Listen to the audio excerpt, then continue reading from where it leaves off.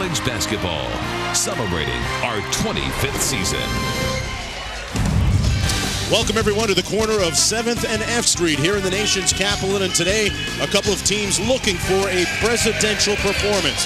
Two of the winningest programs, two of the most storied programs in the Big East Conference, number 24 Syracuse, taking on Georgetown. And this game important for different reasons for the respective teams. Syracuse needs to win this game in order at 6-5 to keep alive its hopes of defending its national title. They're at 16-6 overall. Meanwhile, for the Georgetown Hoyas, Georgetown needs to win against Syracuse today in order to keep alive its hopes of competing in the Big East tournament in a couple of weeks. They are just 4-7 in conference play. And we take a look at our Star Watch. Lenny Elmore, a couple of key scores for the Orangemen. Well, absolutely. Syracuse 48-11 when Hakeem Warwick scores in double figures. And Jerry McNamara averaging 17 points a game in 3 career games against Georgetown. The Hoyas have to neutralize these guys to have a chance. And even more pressure on those two scores, the result of the absence of Billy Edelin, not with the Syracuse Orangemen for the 6th consecutive game. The school is saying that he is not with the team, a result of personal reasons not associated with basketball or with academics. They did not travel with Syracuse here to Washington, D.C. Both these teams trying to bounce back, and a pivotal bounce back for both these squads. Syracuse trying to shake off the effects of a loss to Notre Dame, 84-72. Georgetown, meanwhile, looking to expunge any thoughts of their disappointment against St. John's, 65-58 earlier this week. And to that point, when we spoke with Craig Esherick before the game, he said that after the St. John's games, they didn't even mention it to his team. He wanted them to erase it from the databanks. Hopefully they'll step up and play to the level that they're capable of in this game. And as a result, you would expect two highly motivated and salty teams and truculent teams coming out. A foul early as Georgetown will go to the line right off the opening tip. Well, one of the things that you want from Georgetown is to find some energy. They didn't have it against St. John's. You want to start with it tonight. Gerald Riley stepping to the foul line. He is the team's leading scorer, averaging a little over 18 points per game. Knocks down the first of two. A very good foul shooter at 85% on the season, but against St. John's, Lenny, a subpar night, just 1 of 9 from the field. And Georgetown absolutely cannot win without Gerald Riley putting points on the board. Riley has made a wonderful transition over the years here, from a defender primarily to now a scorer. Here's McNamara up court for Syracuse. We look at the extended Georgetown defense. Again, they're looking to try to take the ball out of the hands of Hakeem Warwick and Jerry McNamara. And Warwick had it taken away. Good defense by Bowman. Brandon Bowman on the break. And he loses control of it. Out of bounds, it'll be Syracuse ball. Turnovers, the key word for Georgetown. Well, against Temple and then St. John's, Georgetown had over 40 turnovers collectively. And the bottom line is, in situations like that, you have to gain possession. Don't worry about scoring. Get possession and work as a team. Here's McNamara, who's running the point. Nichols, Demetrius Nichols, making the start for the 6th consecutive game. Inside, Josh Pace with the miss. Out of bounds, it'll be Syracuse ball. Take a look at Syracuse's starting lineup. Talked about the two guys in our Star Watch, Warwick and McNamara. They're looking for that third scorer to step up, and who knows who it might be. It could be the guy in the middle, but that time it was McNamara with the 3 ball. And boy, no hesitation on that one. 2 defenders running at him and still able to drain it. McNamara, one of the top 3-point shooters in the conference. Georgetown now looking at that Syracuse zone. Syracuse predominantly a 2-3 zone team. Ball goes inside and knocked away.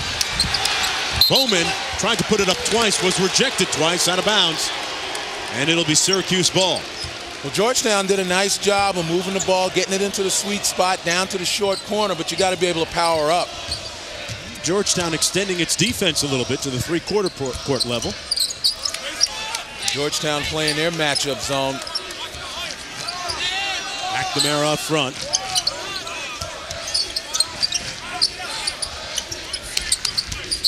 Pace on the wing. Ford tried to pass it inside to Nichols, and it was knocked away. Ashanti Cook. Riley on the baseline, and he knocks it down. Riley with all 4 of Georgetown's points so far. And that's what Craig Esherick said. His team is not a predominantly go inside and beat you in the blocks type of team. They have to hit jump shots in order to be effective. And here comes Cook with the steal. Syracuse turns it over. Bowman kicks it back out to Cook. McNamara goes over the scores table. Out of bounds, but it'll be Georgetown ball. Great effort that time by McNamara, the sophomore point. Again, a nice job. Almost had it saved. Just stepped on top of that table as he made contact, but no loss of effort here. Obviously, Syracuse and Jerry McNamara in particular recognizing how important this game is. And McNamara had 22 points against Georgetown last year in the overtime game in February. Bowman kicks it back out top. Here's Owens. And that was a good decision to get it back outside, reset against that zone. And Freeman, who's not known as much of a scorer, knocks down the turnaround jump shot, and Georgetown leads by 3. Been a disappointing season so far for the Hoyas at 4-7 in league play. 13-9 overall. Started off the season with a rather soft schedule, but piled up the wins nonetheless. Nichols off the mark. And here comes Georgetown. Georgetown doing a nice job of blocking Syracuse off the offensive glass. Cook. Freeman can't find the handle. And good hustle by Nichols, and Syracuse almost came up with it. Fourth was out of bounds. It's amazing how often, though, on the penetration and then the dish that the receiver has fumbled the ball for Georgetown. A little better hands might result in a few more buckets. Lenny, you talked about the fact that Georgetown didn't look at the tape of the St. John's disappointment when they lost to the Johnnies. But the one guy that did see at least half of the game was Cook. Ashante Cook, and Brandon Bowman watched some of the video with head coach Esherick. Had to learn about turnovers and not to commit any. Well, it's a question of judgment. Making the right pass at the right time. There's a feed by McNamara. Warwick got his first look and missed everything. Georgetown in transition. Bowman. Nice job of Syracuse getting back, getting all 5 guys into the paint. Cross-court pass by Freeman. And that's how people want to play Georgetown. They're going to pack it in and force them to beat you from outside. And Lenny, that's going to be a foul against Warwick on the push on the rebound. That's his first personal. Jim Boeheim, the stoic-looking head coach of Syracuse, head man for 28 seasons and 27 and 29 all-time against Georgetown. Through the years, there have been some wonderful battles between these two teams. He's pretty much seen it all. Outside to Bowman. He can shoot that 3 ball. Out of bounds off of Freeman. Timeout on the floor, and when we come back, Syracuse right now thought to be maybe a bubble team. Will the Orangemen get a chance to defend their national title? We'll talk about that and more when we return.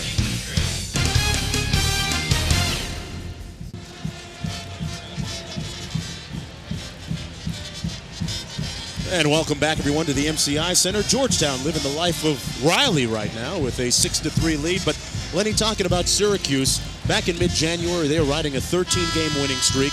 They're ranked number 13 in the country. Then they lose 5 of their next 8 games. It's slipping away just a little bit from the Orange. Well, it certainly is a precarious position for them. You take a look at where they are. Again, their tournament resume, 16-6, 6-5 in the conference, RPI of 31. That right now is just getting by. The key win against Boston College. Early in the season, their wins against Michigan State and Missouri, you thought those were significant wins, but again, because of Michigan State and Missouri's RPI, right now it doesn't help. Michigan State in the low 40s, Missouri in the low 50s in the RPI, below Syracuse, so that's not a win of significance. And Jim Boeheim has to be concerned. You get in conference play at 6-5, you want to be able to push out that deficit. Syracuse looking at perhaps getting to the 19-win level before they go into the Big East Conference Tournament, and then perhaps winning at least one once that begins to get to the 20-win level. Well, with 5 games left, if they go 3-5, they're in pretty good shape. All of them conference games, and that makes them 9-7 in the conference, so to speak. If they go 3-2, I should say, makes them 9-7 in the conference. That should get them. Well, of late, scoring has been a bit of a problem for the Orangemen. McNamara and Warwick are doing their share, but without the services of Edelin, they've struggled offensively far too frequently for Boeheim. Here's Riley in transition, and he throws it away. Another turnover for Georgetown, another bad decision. And Craig Esherick can't be happy about that, particularly, again, after going over the Temple game and the St. John's game with his team, trying to cut down on those turnovers. But defensively, he's got to be pleased. You know, right now, Syracuse not able to get the ball to McNamara with any frequency in a position where he can score.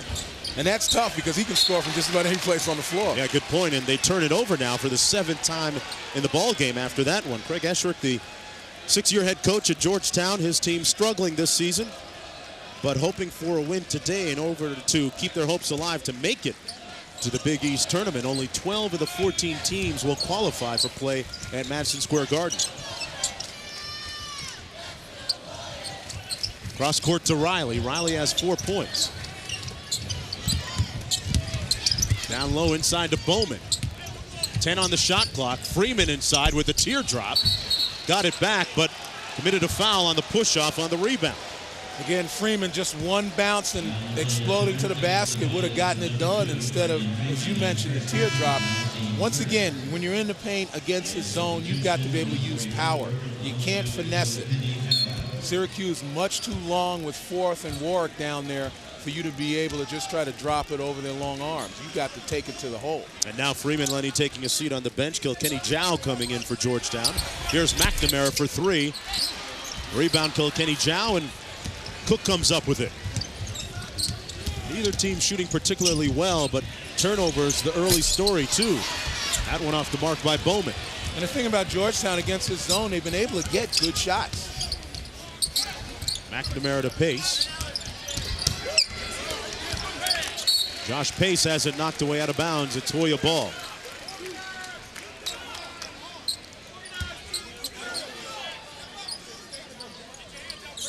Here's Forth. Nice look back to Pace. The inbounder so many times, Lenny, as I've heard from you say so many times, that he's the guy that's open off the pass. Well, and particularly in a zone situation, which Georgetown was in, they like to zone all of the inbound plays off of a violation, and that time just no one paid attention. Forth with a nice look. Here's Owens. Syracuse still sitting back in that zone. Cross court to Riley. Thought about it for a moment. 8 on the shot clock for the Hoyas. Inside to Bowman. Had it partially blocked by Warwick. 1 on the shot clock, and it expires. And that's what I mean against that zone. You got to power up. You can't rely on finesse. Here on the inbounds, again, watch the defenders right there. Everybody's heads turn, and Josh Pace just walks right into the middle in the teeth of that zone and gets the easy layup. Good way to get him off early. He's been struggling a little bit of late, and he's shown flashes at times of being that third scorer that they need without Edelin in the lineup. Pace gets the rebound. Well, the thing about Josh Pace is that he's consistent. Last 3 games, 14 of 28 from the field, averaging about 10 points a game. Here's McNamara. Was drifting a little on that one. It was off the mark.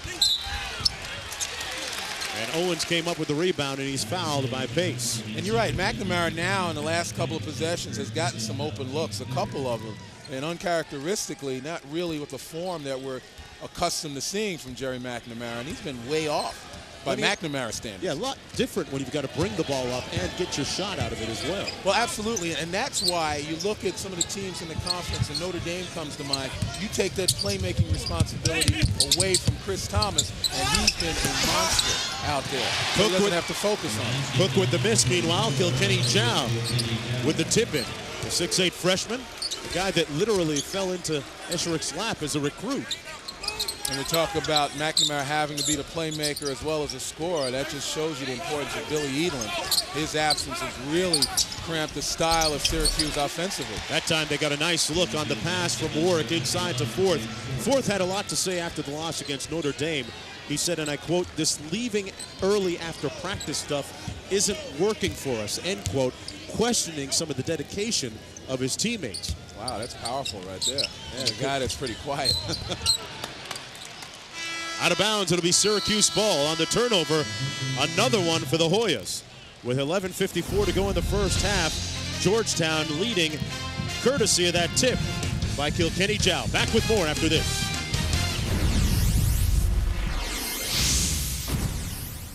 All right, Reese and Villanova at 14-10 overall, 6-5 in conference play. Seton Hall with the same record in the league, 16-7 overall. Lenny, do you think Seton Hall is already in? Well, I'd like to say they have an excellent chance right now, particularly since they were snubbed last year, and I think the Tournament Selection Committee is going to consider that, but Seton Hall can't put it in their hands. They've got to make it definitive. And as you mentioned, with their record and their high RPI standing in the 20s, they should be in pretty good shape, but you got to continue to win out, leave nothing for chance. Back here, Syracuse with possession.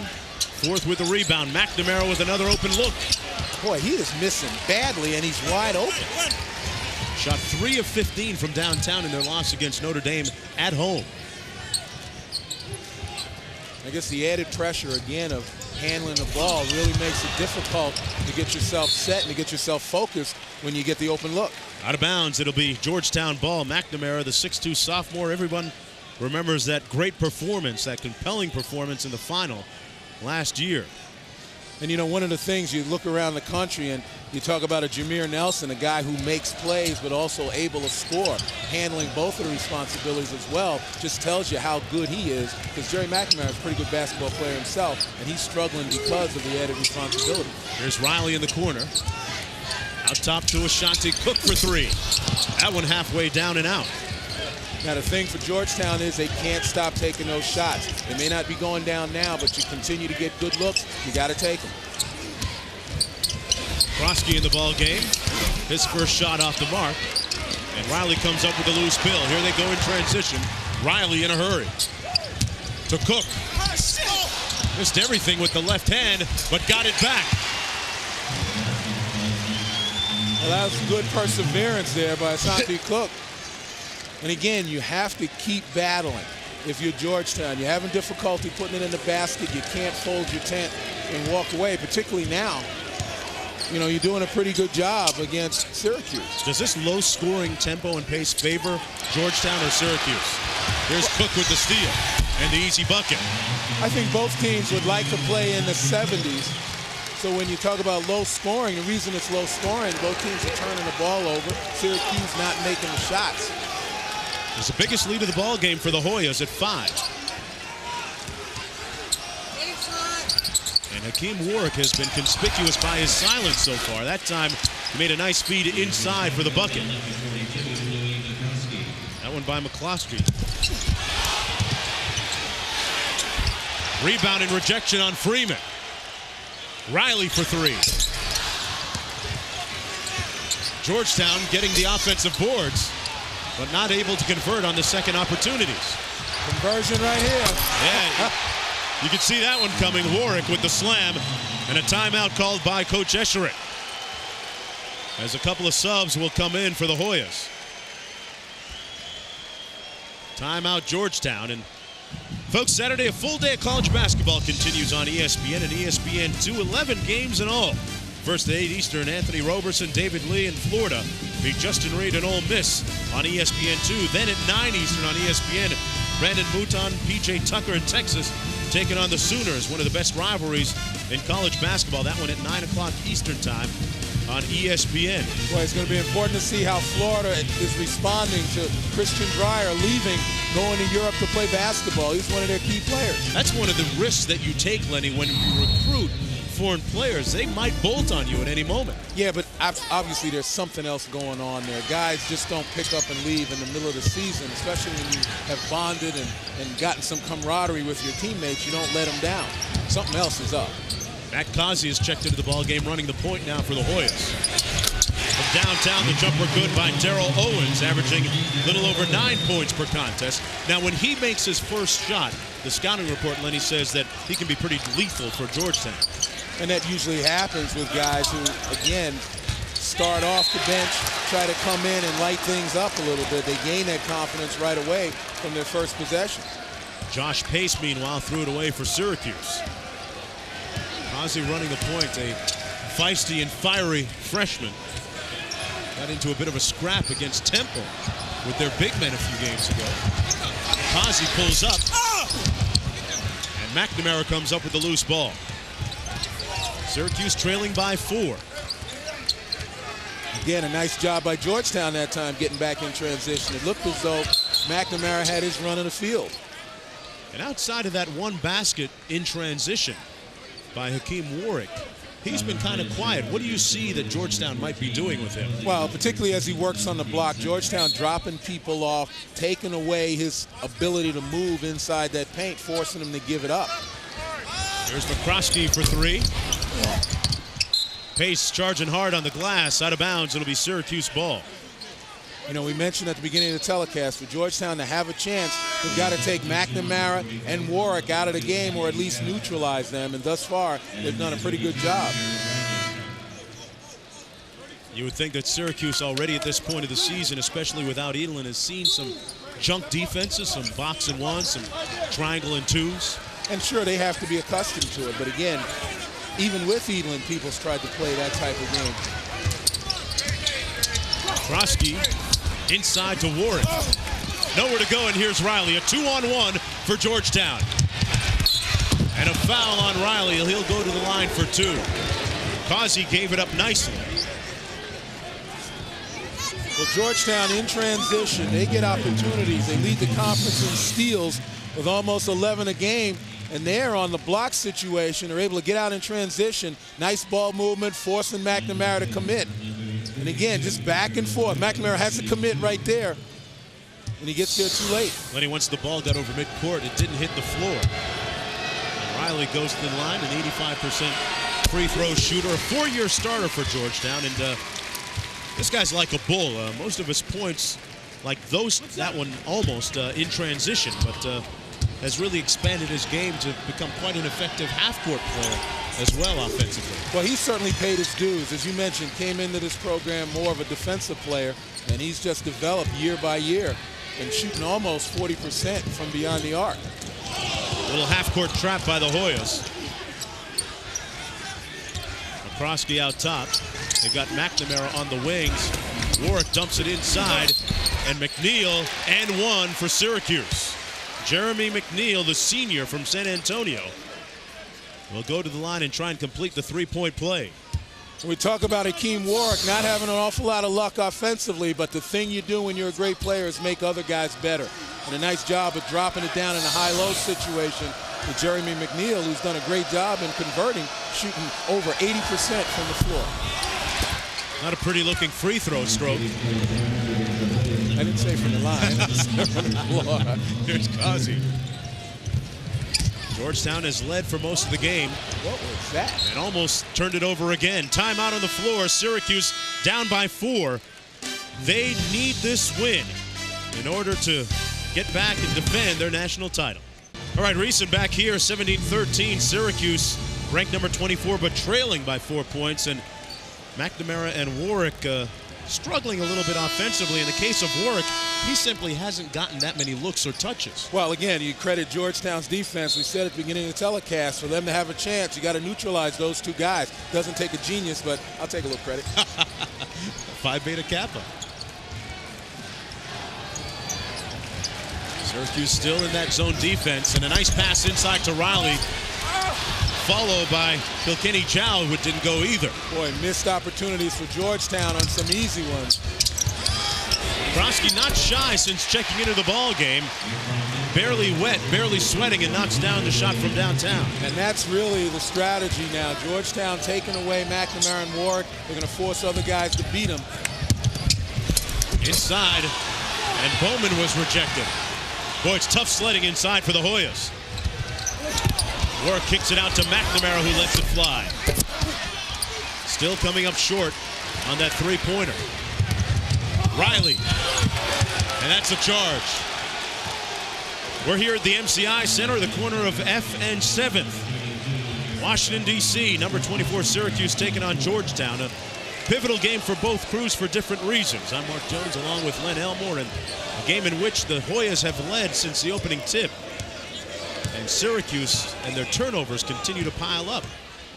But by the same token, Georgetown has missed several opportunities now in fast break and offensive rebound situations, opportunities that'll give Craig Esherick a headache when he looks at the tape. Pace missed the left-handed turnaround. Causey looking for the push. Causey also better look for a shot. Broke wide open off the screen. Not as offensive-minded as Cook when he's running the point. Yeah, but you got to be a threat. You got to make the defense honor you, just like that. On cue, Lenny Elmore. Causey knocks down the three and lets everyone know. Causey had a knee operation back in July, and Coach Esherick's still feeling that he's rounding into form still. Might not be totally right until next season. McNamiracle with a nice show and go to Warwick. And Warwick is fouled inside. Well, Saturday, ESPN2's full day of college hoops. Teams that may play spoiler in this year's tournament continues. At 2 Eastern, Louis Flores and Manhattan take on Dylan Page and Wisconsin-Milwaukee. Then at 4 Eastern, Mike Williams, Ben Reed, and Western Michigan. The Broncos host Thomas Mobley and the College of Charleston. Bracket Buster Saturday, presented by the U.S. Marines on ESPN2. We talk about that Western Michigan team. The Broncos need a win if they want to stay in consideration for an at-large bid. Otherwise, they're going to have to win their conference. You never want it to come down to the big bailout where you have to win your conference tournament because everything goes. You got that right. Mid-American Conference, pretty tough one, too. Kent State's another one of those teams that may, as a mid-major, get an at-large bid. They're doing a terrific job at 19-3. Syracuse pulling to within 3 on that foul shot by Warren. So far, things looking good for Georgetown. He comes in 4-7 overall in league play. You know, Georgetown's been doing a nice job in transition because they get that Syracuse defense scramble. Nice move underneath, Lenny, by Bowman. And I was just about to say, very few good opportunities against the zone.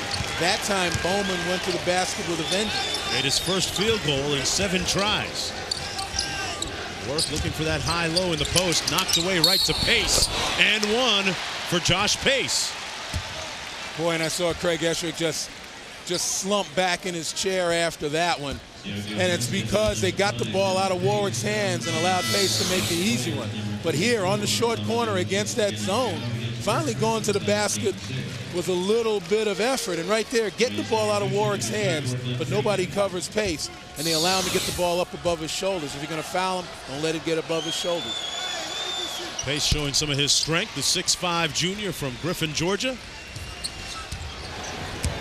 Makes it a 22-20 game.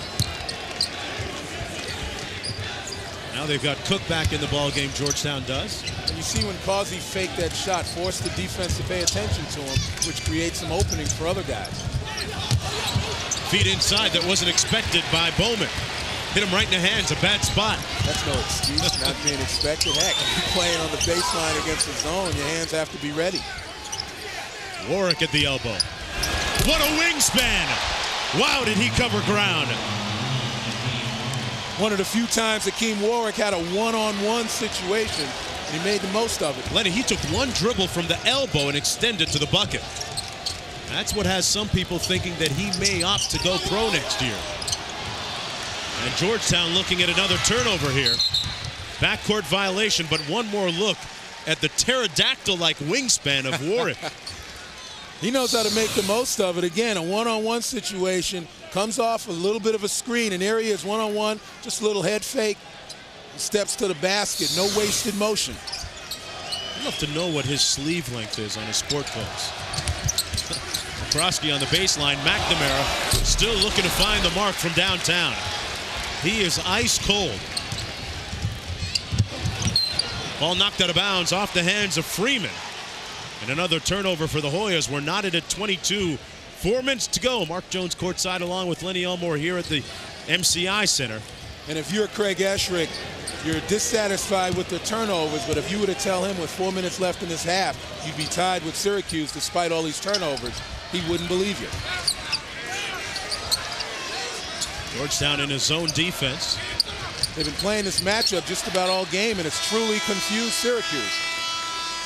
It has for most of the contest, except for perhaps on this last play, the slam by Hakeem Warwick. Gliding to the bucket for the stuff. Back with more after this.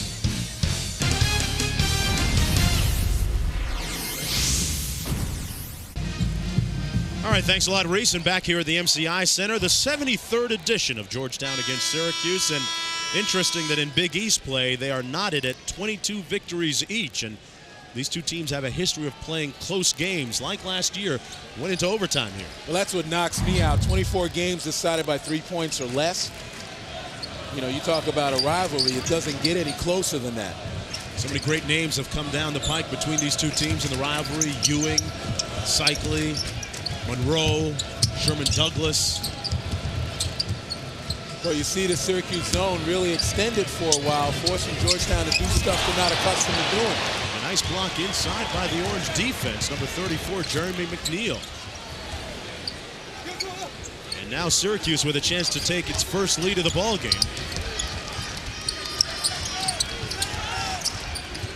McNeil with 18 on the shot clock. Pace. Warwick fouled on the shot. I kind of think Warwick got away with a little bit of a travel, but one thing Georgetown is cognizant of is that Josh Pace always turns back to his left, and every time he's done that, he's met with a defender. You take a look right here. Pace turns back to his left, try to use his left hand. Warwick's there, the beneficiary. It certainly was contact. Warwick at the free throw line has 11 double-doubles this season. 7 games where he scored 20 or more.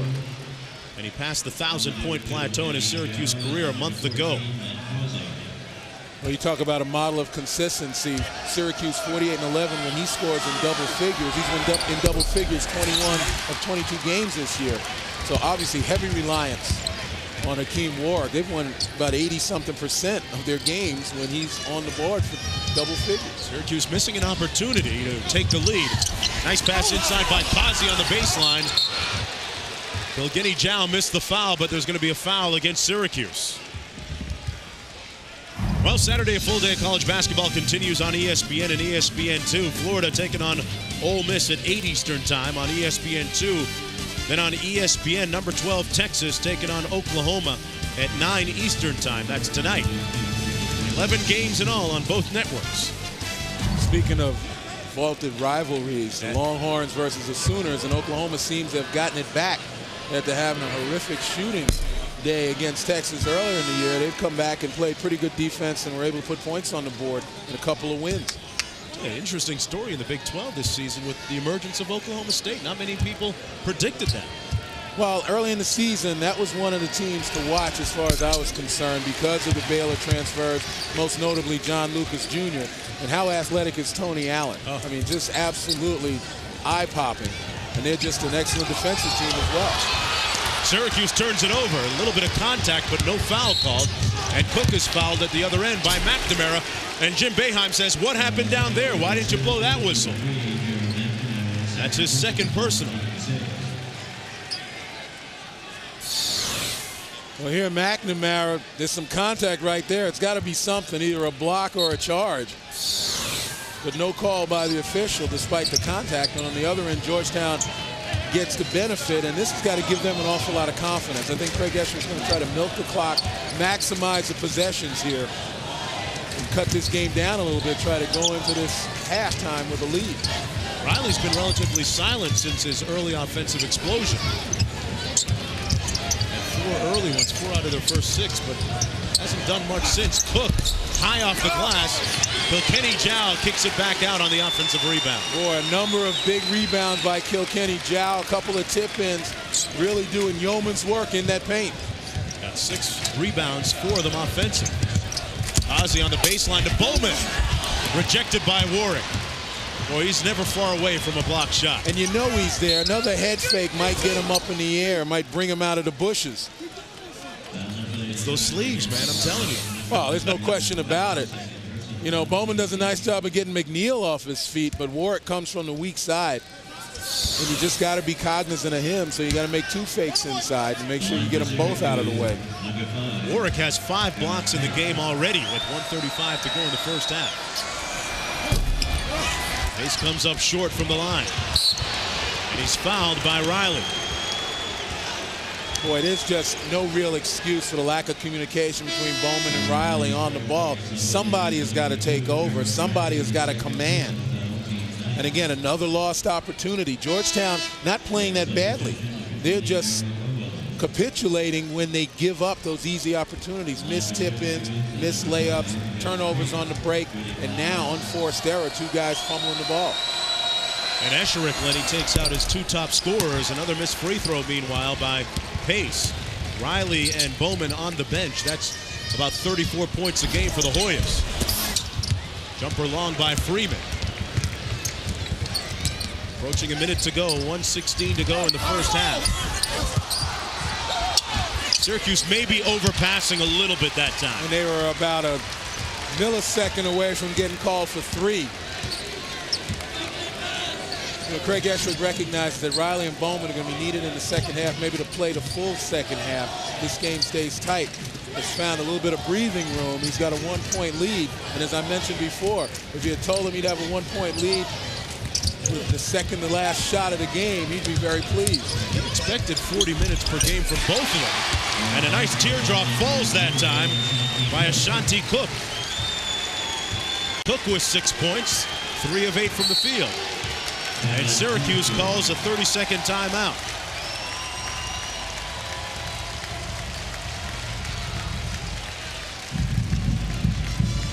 Well, folks, coming up at halftime, we'll continue our countdown of the college top 25 basketball moments on ESPN. It's moment number 11 coming up at halftime. And just to tease you a little more on that, this has been a great countdown.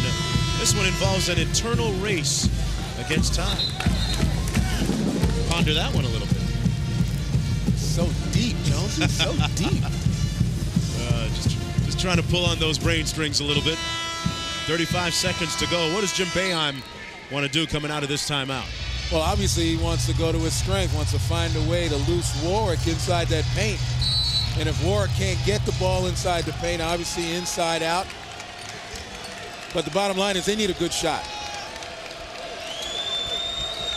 You know, and you don't want to settle for a 3. You want to hold it, get an opportunity again to find Warwick, make something happen inside, draw a foul. But they need to put some points on the board. They don't want to go down any more points than they necessarily have to for halftime. There's a 5-second difference between the shot clock and the game clock.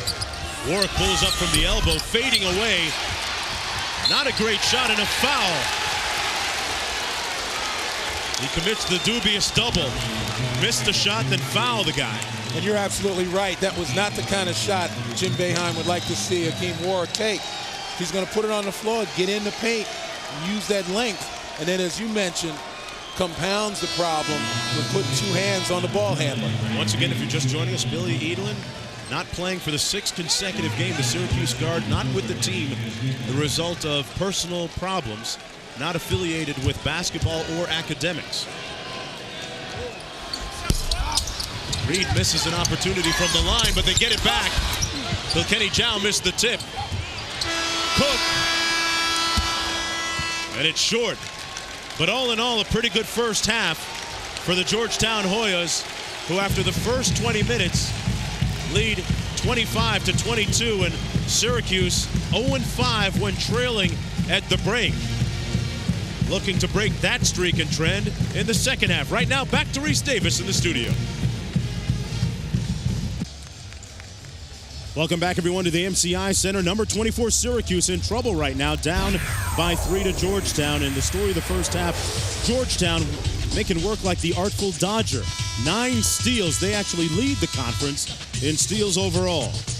Well, Ashanti Cook had 5, Lenny. They've done a terrific job, again, of taking the ball out of Hakeem Warwick's hands in strategic times. And Jerry McNamiracle just not putting the ball in the basket. He's gotten open looks, not able to put him down.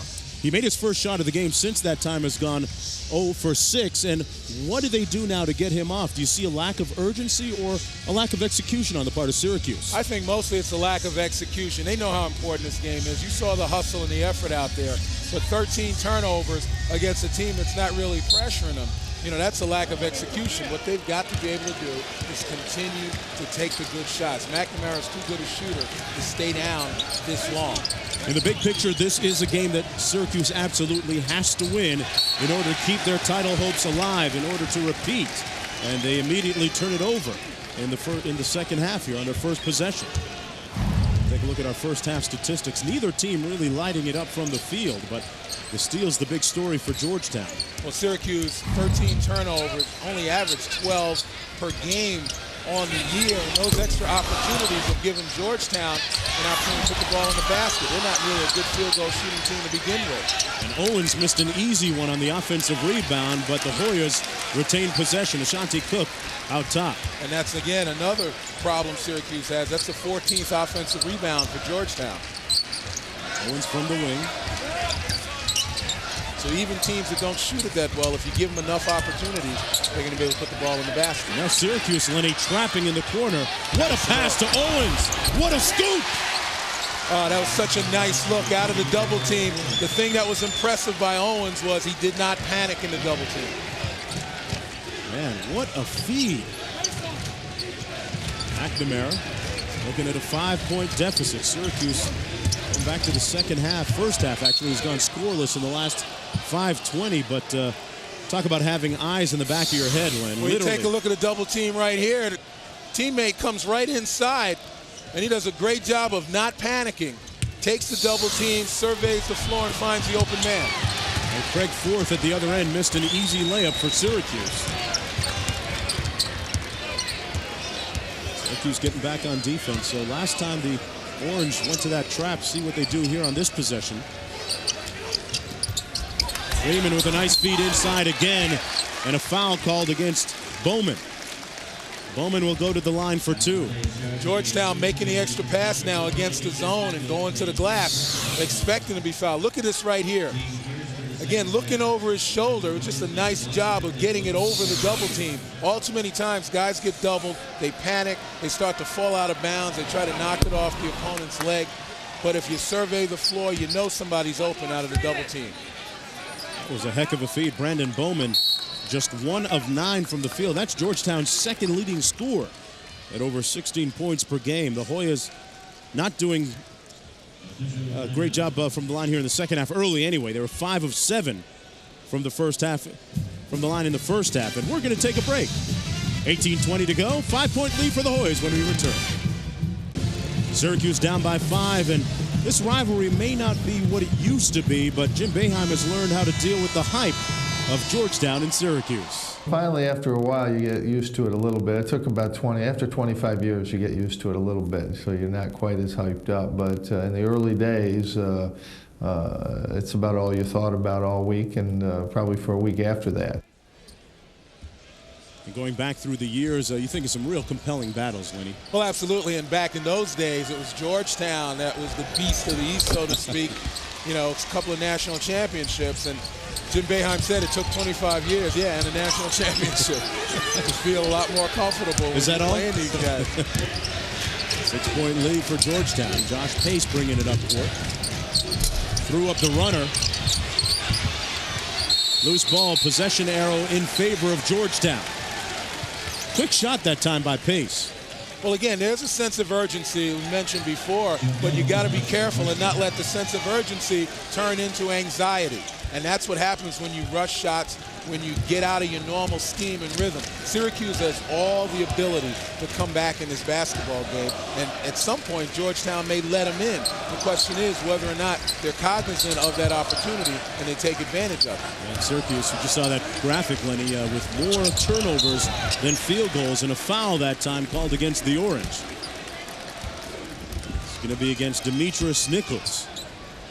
That's his second personal. And you get the feeling when you're watching Syracuse, you're expecting somebody, be it Warwick, be it McNamara, somebody to take over, particularly on the offensive end. Get a couple of baskets in a row, maybe Warwick with a compelling dunk to really lift his team. Because right now, these guys are kind of in a daze. You can look at it. They don't seem to have that bounce in their step that you would expect of a team that has an opportunity to go to the tournament knowing this is a big game. Riley drives and feeds it inside. And it looked like another blocked shot on the part of Syracuse inside. McNamara back the other way. Georgetown a man-to-man right now. They've been switching up a little bit in this half.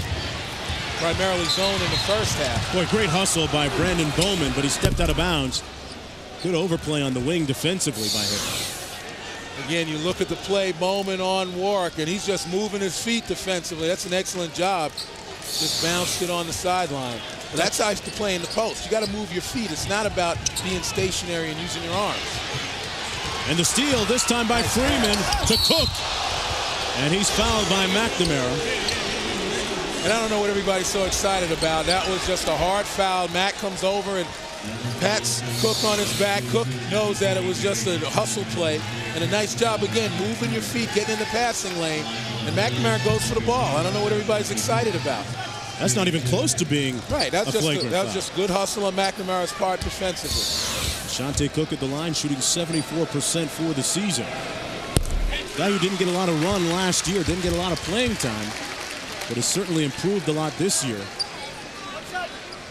Likes to take it into the paint.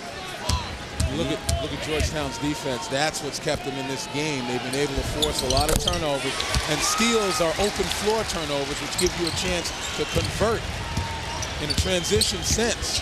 They haven't been able to do it that often, but often enough to get a lead. Warwick down low for Syracuse. Fourth with the rebound. Pace with the runner. And Josh Pace finally connects, so the lead is down to 6. And as I said, it's plays like that by Fourth, getting on the offensive glass, giving his team extra opportunities that might lift Syracuse out of the doldrums. Look at the top of the key. Owens' jumper off the mark. That last field goal was Syracuse's first points in 7 minutes. And Warwick will get a chance for the three-point play.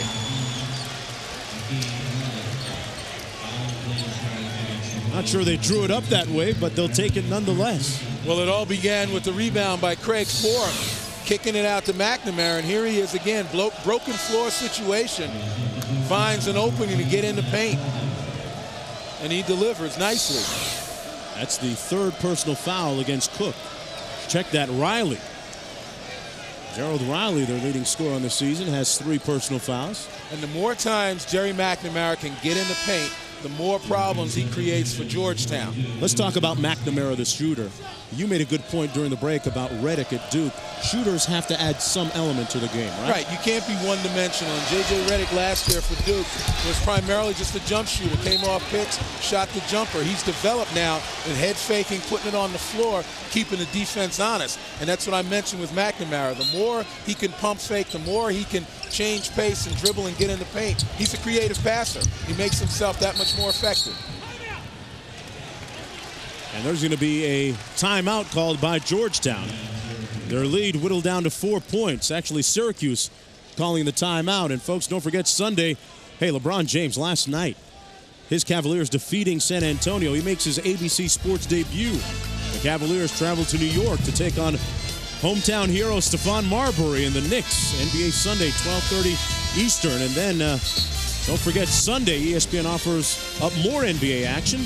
Sean Marion and Phoenix take on Shaq, Kobe, and the gang. Gary Payton at 7 o'clock Eastern time. The Lakers against the Suns from America West Arena. And I still believe, Len, that when the mailman comes back, that is going to be the NBA champion you're looking at.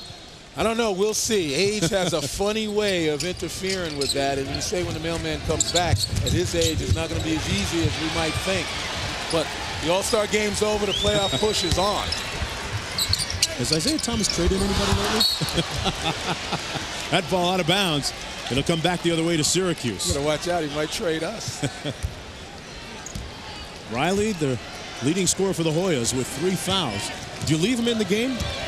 We have to. I mean, he is the leading scorer. That's why Georgetown now in a zone. Riley's not forced to have to guard anybody man-to-man. Syracuse down by 4. This is a must-win game for them if they hope to get back to the tournament. McNamara still cold from downtown. Syracuse has only led once. That's what's when it was 3-2. Freeman with the feed for the layup. And Bowman finishes. And that's the nicest looking fast break Georgetown has run all afternoon.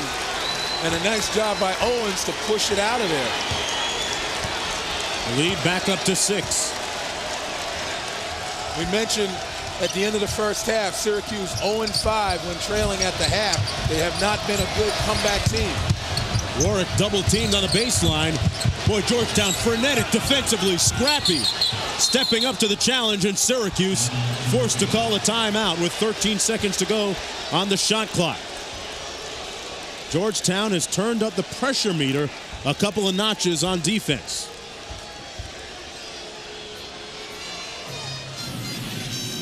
Now let's flash back to some of the great moments between Syracuse and Georgetown in the past. Yeah, the two coaches on the sideline, Thompson and Boeheim. Nothing a little, they did throw a few punches from time to time. But what a game this was in the tournament. The Hoyas and Ewing, Michael Jackson, they sent it into overtime, tied at 63, and in the extra session, it was Patrick Ewing leading the Hoyas to an 82-71 win.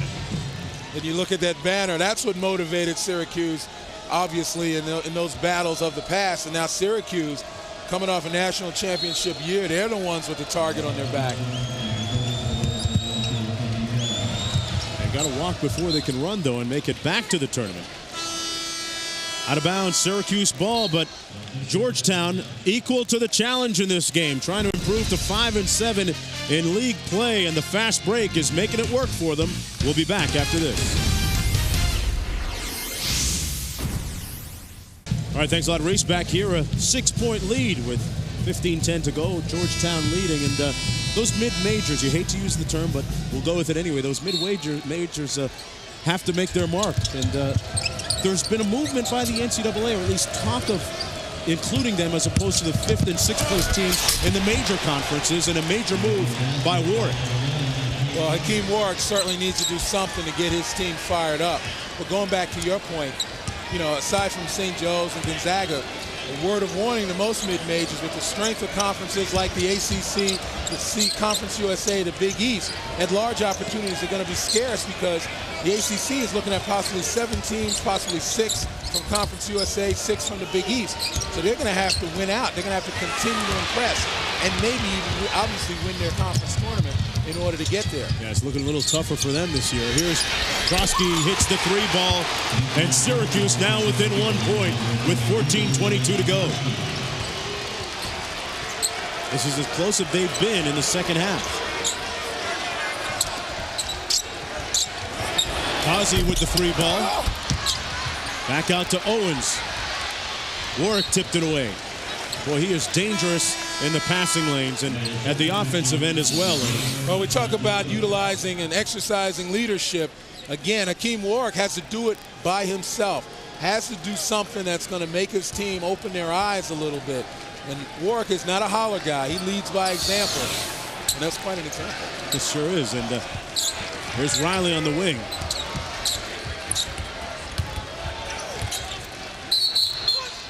Going to be a push out of bounds and a foul against Syracuse. It's against McCroskey. That's his first personal. McCroskey, a junior from Wynwood, Pennsylvania. And I guess the disappointing thing for Syracuse this year, Jim Boeheim says they haven't had the development of their freshmen that they had expected. So it's made them a shorter team in terms of depth. Absolutely, and defensively is where you've seen it, particularly in that 2-3 zone. They just don't have the length or the quickness to cover spots. That time, Georgetown missing a couple of good opportunities, and a chance now for Syracuse to get the lead. Inside to the money man, Warwick. McNamara cross court to nobody in particular, and that's a backcourt violation. Mark, to your point about the freshman development, last year they had a guy like Queth Duaney, who was 6'7", long arms, could be at the top of that zone and really cut down on the gaps, really keep people from getting the ball into the weak spot of that zone. They're having difficulty with that all year, and the freshmen really haven't adjusted. Yeah, Georgetown has had moderate success when they're not throwing it away against the zone. Another turnover for the Hoyas. That's their 13th of the game. One thing you got to say about Georgetown, though, throughout this game, they've bended a bit, but they, as of yet, haven't broken. They've always found a way to stop Syracuse momentum. And Georgetown, as you say, takes it back on the turnover. That's a silly foul by Louis McCroskey, grabbing a shirt. That's an intentional foul. You're not making a play on the ball. Jim Boeheim incredulous, but absolutely. Watch the steal here, and look at the grab of the shirt right there. You just can't make that mistake. Right in front of the official. Riley going to go to the line and shoot the free throw.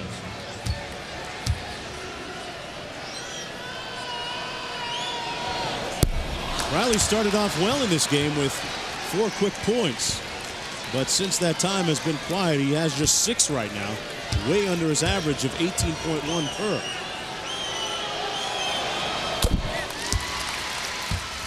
He has the 2 highest scoring games of the Big East this year. 37 points and 35 points, both of them coming against Miami.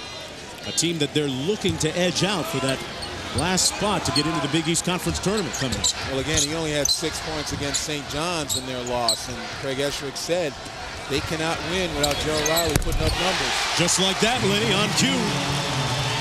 And the lead is back up to 5 for the Hoyas. A little more breathing room. Still not much, though. McNamara still hasn't hit a shot here in the second half. He's made just 1 field goal the entire game. This on the heels of a 7 for 23 performance. McCroskey battling inside for the bucket a couple times. Well, that's redemption right there for the intentional foul. Louis McCroskey making something happen. Lead back down to 3. Ozzy out top. Georgetown looking to move the ball side to side until they can get a gap that they can drive again. Riley making a shot of his own, a little bit strong. Here's Pace. Yeah, McNamara had a thought right there, but a nice job by Cook to get in his face. Fourth looking for the high-low with Warwick. Kickball called against Kilkenny Jow. Timeout on the floor. The rivalry starting to percolate and heat up a little bit. Riley says, hey, I got a little bit of candy for everybody when we come back.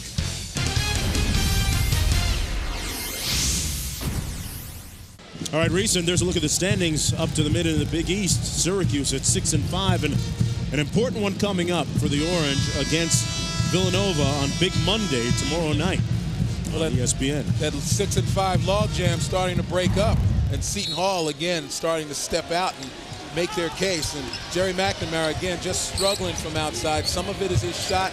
A lot of it is the Georgetown defense. With what's coming up for Syracuse, they need this win tonight. Warwick inside with the easy stuff.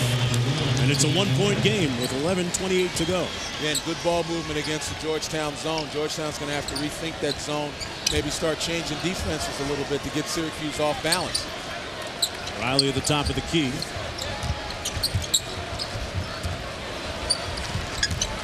Kazi in the lane. 10 on the shot clock for the Hoyas. Cook with the runner. Loose ball, and the Orange have numbers. Do they ever? Warwick, and Syracuse has its first lead since 3-2.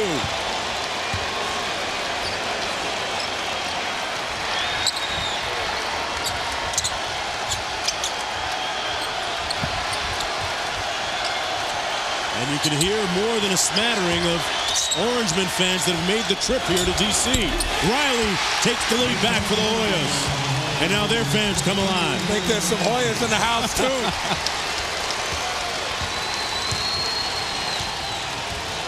The rivalry may not be quite what it used to be, but it's still extremely competitive. Nichols. Warwick was out of bounds. Syracuse taking advantage of poor transition defense here, Len. Well, absolutely, and again, good rebound, good outlet pass as Warwick leaks out. And he probably scraped some clouds right there under his fingernails. And then Riley answers with a jump shot from the corner. And as I said before, Georgetown in this particular game finding a way to answer Syracuse. They continue to bend, but they haven't broken yet, despite some of the theatrics and acrobatics of Syracuse. Now Warwick now with 13. The run on the baseline, good from Ashanti Cook. Cook out of Inglewood, California. Originally committed to New Mexico, but got his release and came back to Georgetown.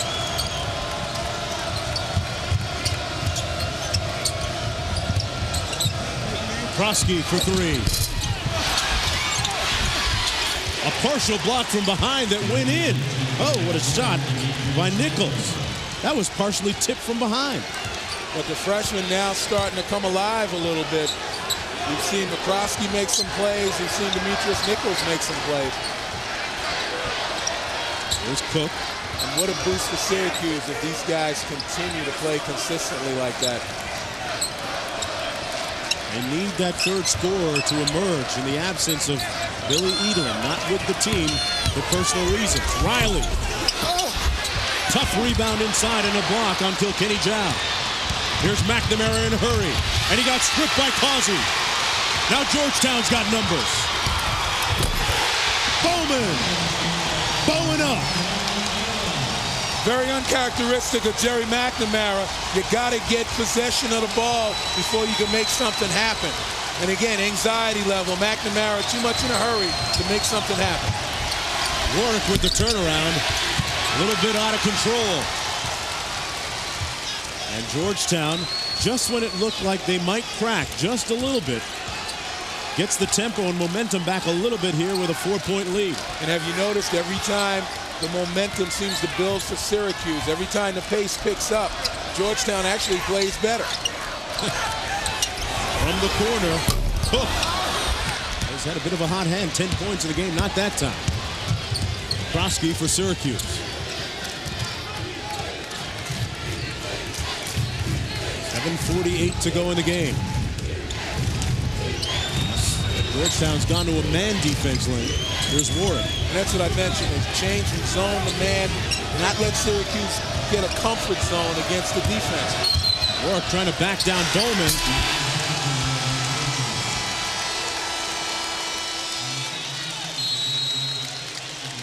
Call is against Syracuse and Warwick. Well, you got to take care of the ball. If not, you can pay at the other end. Back with more after this.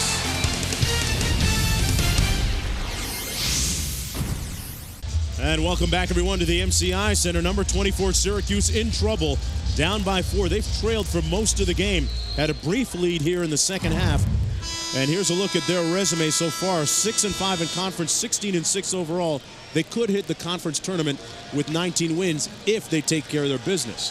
But if they don't, obviously a loss like this will drop their RPI and put them in precarious territory where they have to go a little bit deeper in that tournament. And these guys understand the import. There's no question about it. The destiny is in their hands. They can get past all of that, get back to the tournament by continuing to win out.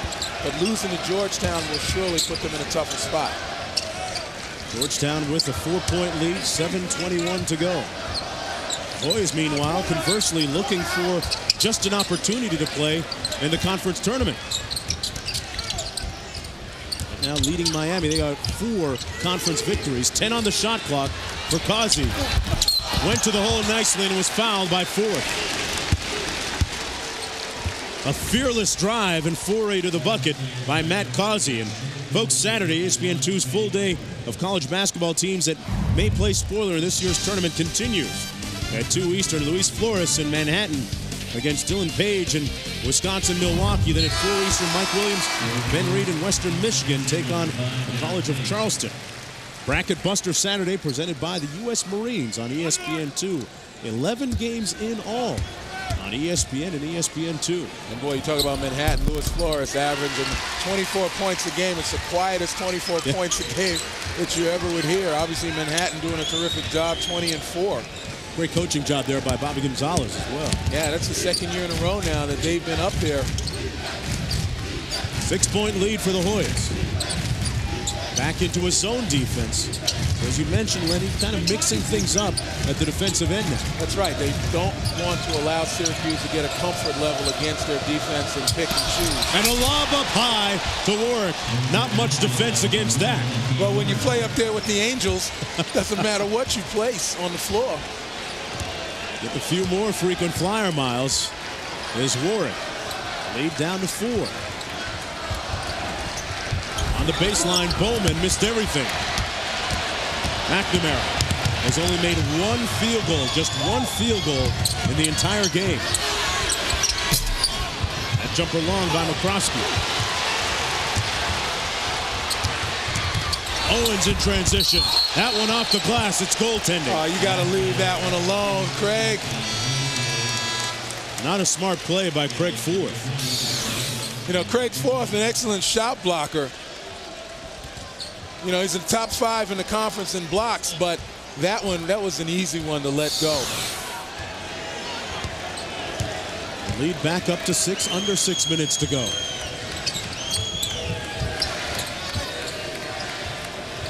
Syracuse has been unable to spring McNamara free at the offensive end.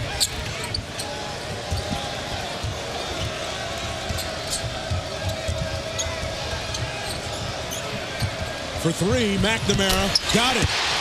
May have hurt me on that one. The lead's down to 3. And Jim Boeheim, just trying to milk it for everything, was asking for a foul on that one. McNamara with just his 2nd field goal of the game. He's 2 of 8 on 3s. Well, he's a street shooter. You don't want him to get hot if you're a Georgetown fan. Bowman had it knocked away and hustled to get it back. Cook. Cooking with some hot grease right now. Ashanti Cook from Inglewood knocks down the jumper, and still that 3 5-point cushion for Georgetown. At times that lead has almost seemed bigger. That's again because both teams struggling to get good shots up on the glass, struggling to maintain possession, awful lot of turnovers. Foul inside, going to go against the Hoyas. McNamara may get his stroke back, get back in his groove right there. But as we say, as soon as Syracuse picks up the pace, looks like they're about to overcome, Georgetown finds an answer. All inbounded, Syracuse ball. And McNamara thought about it. You never really know with him. No, you don't. That's what makes him so tough. He had 20 last year in an overtime victory right here at the MCI Center against Georgetown. Different tale today, though. Pace. McNamara got open and won. Chance for a 4-point play.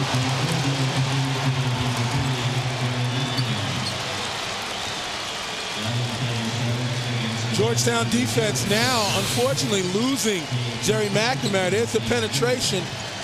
The rule, according to Craig Esherick, was you don't leave McNamara, but in the last couple of possessions, they left him just long enough for him to see some daylight. Took hundreds and hundreds of jump shots over the summer. Not that it looked like he needed to, and gained some valuable experience playing against some NBA players out at Michael Jordan's camp in California. And some other top collegians. Starting to find his groove. Georgetown has been able to answer every Syracuse thrust and challenge so far. Riley for 3. Cook inside, fouled. And that's Cook inside. And that perseverance is starting to wear on Syracuse, because after that foul, you see 2 or 3 of the Syracuse players turn their heads and look up to the sky like, what do we have to do? Step into the line, a pretty good free throw shooter, 74%. That one halfway down and out. Georgetown going to the line 16 times, able to convert on 11. Syracuse just 30% from the stripe. Well, Georgetown's been the more aggressive team going to the basket. There's no question about that. Jerry McNamara with the handle right now. Able to connect on his last 2 3-point attempts. There's a double team on Ward. You got to get the ball out of his hands. And Cook got on the floor. And Georgetown will get the timeout call. Ashanti Cook hustling for the Hoyas. I normally don't like that play, but that time the arrow was pointing towards Syracuse. So in a tie-up situation, Syracuse would have gotten possession. So that's a good play. Are you saying that Cook knew about the possession arrow? I hope so. I'm giving him the benefit of the doubt. But every guy out of a break should always look at that arrow and understand, if they're in that situation, what they need to do. Well, Saturday, a full day of college hoops continues on ESPN and ESPN2. Florida taking on Ole Miss at 8 o'clock Eastern Time, 5 Pacific on ESPN2. Then at 9 o'clock on ESPN, the Battle of the Red River. Texas, number 12, against the Sooners, who are burgeoning a little bit with their confidence. And speaking of the Big 12, Texas and Oklahoma right now, 9-2 and 6-5 respectively. But Oklahoma on the upswing a little bit, Lenny. Well, what's up with that 6-5 number? Big East, Big 12, you got a log jam at 6-5. Just obviously shows you how competitive those particular leagues are. The Big 12, I believe, rated the number 4 conference in the RPI behind the Big East, SEC, and the ACC. Tell you what, Conference USA deserves an awful lot of mention right there. Sure. Bowman battling. Missed a couple of cracks at it. Syracuse with a chance to tie or take the lead on a McNamara 3. Look out. He's made his last 2 3-point attempts. And a nice job by Craig Forth inside with the block. McCroskey lost the handle, going to the bucket. Another great chapter being written between Georgetown and Syracuse. There have been many great finishes in the rivalry. Will we have another? Back with more after this. All right, Reese, Georgetown leading by 2 with 3:02 to go. Jerry McNamara with a couple of three-pointers in the last few minutes. 7 points total. McNamara starting to heat up a little bit, and again, that places a thought in the minds of Georgetown that he's not dormant, and he's ready to explode if you don't watch him. 15 on the shot clock for the Hoyas. Causey out front. Hands it off to Riley. Riley with the fade. Rebound inside by Freeman. And a foul going to be called against McCroskey. I tell you what, I give Georgetown a great deal of credit. Doesn't look pretty in there, but their big guys are battling, getting position.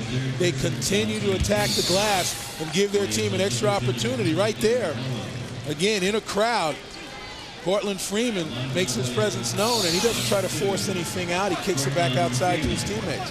Freeman, a 70% free throw shooter, has friends, Lenny, in high places. During his summertime internship, he worked with the Secretary of State, Colin Powell. Well, he wasn't very impressive. It was, but it wasn't very diplomatic under the boards just then. Georgetown with a history of employing some of its student athletes at the nearby White House. Pretty good gig if you can get it, I say. Freeman makes both free throws. Lead back up to 4. McNamara's made his last 2 3-point attempts. Speaking with him before the game, he said that he's not one of those guys that has to line up the seams or be in a certain rhythm to shoot. As long as his follow-through goes straight through instead of turning his wrist out to the side, that's the key for him. There's Warwick. And Warwick is fouled going to the bucket. And he'll get 2 foul shots. That's going to be the Syracuse strategy now. You go to your best player down the stretch and on the free throw line. Again, clearing out a little bit. Just enough room for Warwick to apply that spin move. Syracuse just 4 of 11 from the line today. And when Warwick goes in the spin cycle, he hangs a lot of guys out to dry, no question. Just 2 of 6, though, from the foul line. Knocks down both, and the lead down to 2 points. Nip and tuck, nip and tuck. Well, Jeremy McNeil back in the ballgame. Syracuse looking to apply some full court pressure. They want to force some turnovers now. They want to get in transition and get some easy baskets. They recognize now's the time to make it happen. And Cook turns it over. Syracuse with a chance to tie or go ahead on a 3. McNamara into Warwick. Double team comes from Causey. Nice job by Pace to get it out of the crowd, get set up so he can go back to trying to keep Warwick. Pace with the turnaround, got it, and we're knotted at 52.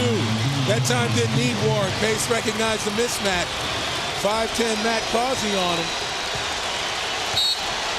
And Georgetown calls a timeout with 1:30 to go. Syracuse perhaps battling for its NCAA title hopes. Again, a nice job. Pace recognizes this mismatch. The middle's wide open, just backs Causey down. Once again, look how open the middle is. No help. Causey's helpless. Syracuse, as we mentioned, with a big Monday on ESPN battle coming up against Villanova in a couple of days. So this is a must-win game. And then they play at Pitt and at West Virginia, which can be a tough place at times. Well, again, if Syracuse wins this game, beat Villanova, beat West Virginia, games they're supposed to win. You know, the games at Pittsburgh and Connecticut, for them, can essentially be toss-ups. That'll give them 19 wins. That'll make them 9-7, assuming they lose to Pittsburgh and Connecticut. 9-7 in the conference, and you're pretty much there now. But they can't afford to mess around 500 in the Big East. That's when it becomes precarious looking at the tournament. That's why this game here at the MCI Center becomes that much more important for the Orangemen. They've got a 30-second timeout remaining. Georgetown with 3 timeouts remaining, including a full. And Georgetown not yet in the bonus with just 4 team fouls. And that's why it's important for Georgetown. If they get good looks on the perimeter, fine, but they got to attack the glass because they're going to get free throws. Got to attack the basket, attack the glass on the offensive end. Runs out to Cook. Again, passing the ball side to side, looking for that little gap against the zone. Oh, they found Riley at the short corner, but he missed the jumper. Loose ball, and Syracuse comes up with it. McNamara going to run a little bit of offense here. Boy, the one time Georgetown doesn't come up with the rebound or the shot that they need to answer Syracuse. Warwick with the clear out, missed it, got it back, and is fouled. Jim Boeheim plaintively looking at the officials, looking for the foul on the first field goal attempt by Warwick. Again, going to Hakeem Warwick, we said you go to your best player. Boy, Warwick got away with an offensive foul on that one. Certainly did, Len. He jumped into the defender. I'm surprised Craig Eshwick doesn't jump off the bench, but the bottom line is he's Hakeem Warwick, Player of the Year candidate in the Big East. And Syracuse has a 1-point lead, just the second time that they've led in the second half. Well, Georgetown got a great shot coming out of that timeout. Right now, though, they're looking at a 2-point deficit. Syracuse with the lead.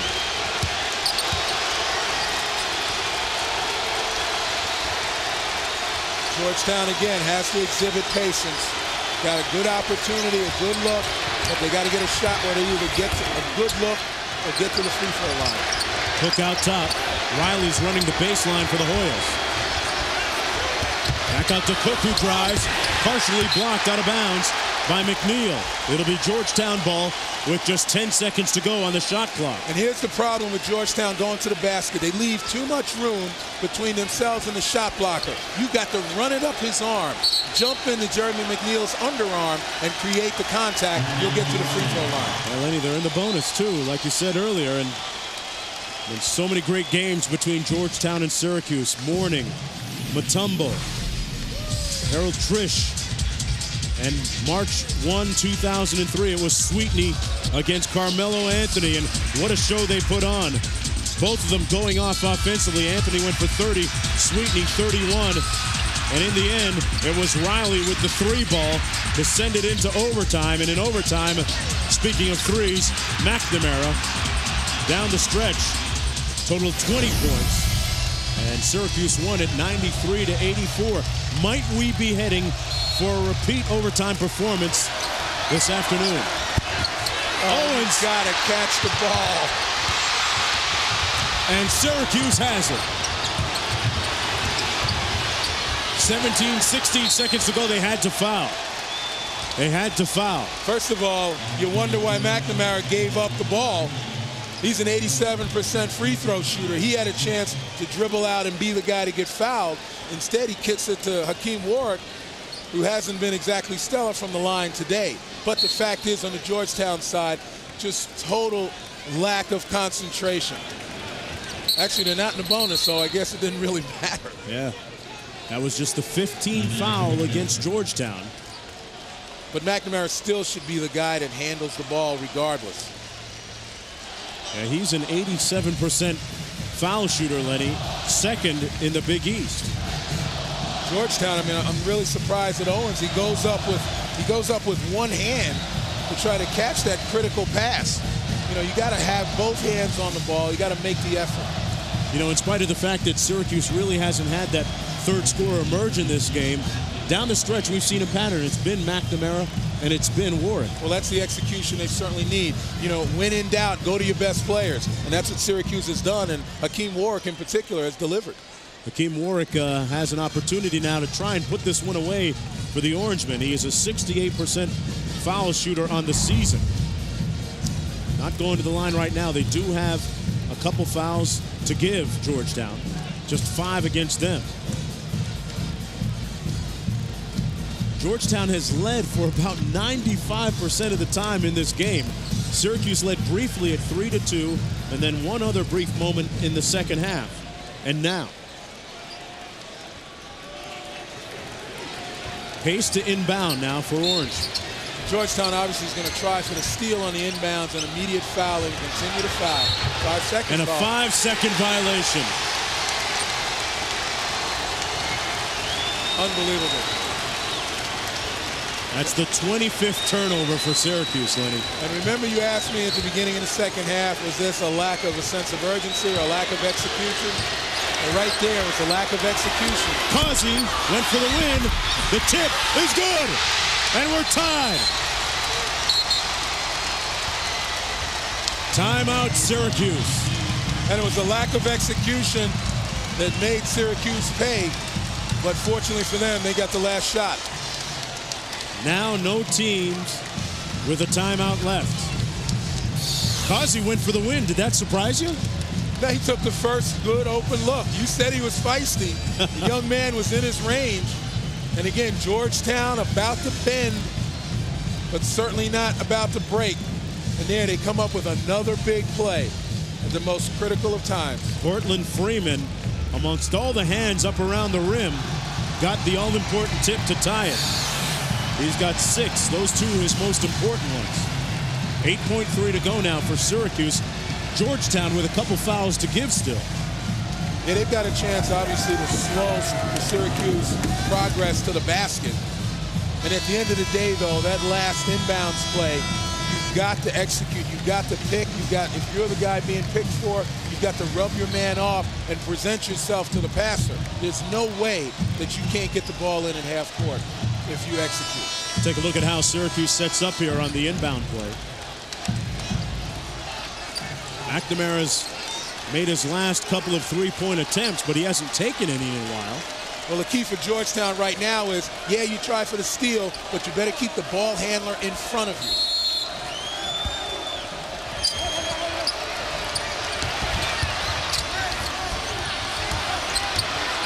Warwick coming up court. 2 seconds to go. McNamara. It's good! Jerry Mack drops one on G-Town. They're going to review this.